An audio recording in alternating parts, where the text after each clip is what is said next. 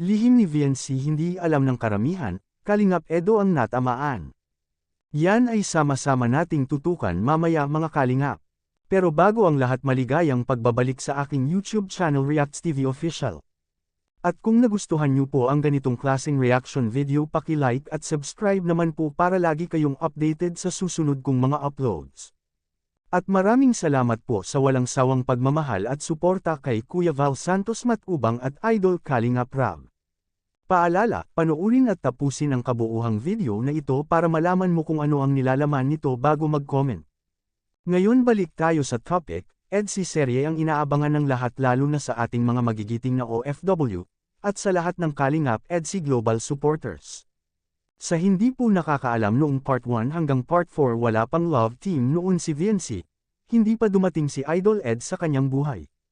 Pero sa hindi inaasahang pangyayari biglang nag-iba ang ihip ng hangin. Marami nang nagmamahal kay VNC at marami nang nagbibigay para sa kanyang pamilya. Bakit kaya? Dahil dumating na si Idol Ed sa kanyang buhay, at ginagawaan sila ng serye ni Idol Rab. Habang nagtagal naging patok sa takelya ang tambalang EDSI, marami nang nag-aabang sa mga vlog ni Idol Rab, at hanggang ngayon may natuklasan ang ating mga solid taga-suporta ng EDSI na meron pala itong lihim si VNC at si Kalingap Edo ang natamaan. Ngayon ibubunyag na po natin kung ano kaya ang lihim na ito. Kumusta? Pupunta po pala kayo dito. At nanap ka namin, nandito ka daw. Nadating pa lang po ako galing school. Ha? Nadating pa lang po galing school. Galing school? Opo. Wala po kasing magawa kaya naghahanap po pang ulam. Piling may ulam po sa salon. Okay. Anong luto niyan? Ano po? Ginataan po. Ginataan? Opo. Okay. Kanina ka pa ba? Opo. Meron ba maghanap niyan? Depende po. Depende. Nung bang di pa kayo natutulungan, talagang yan ang palagi niyong ulam? Opo. Grabe.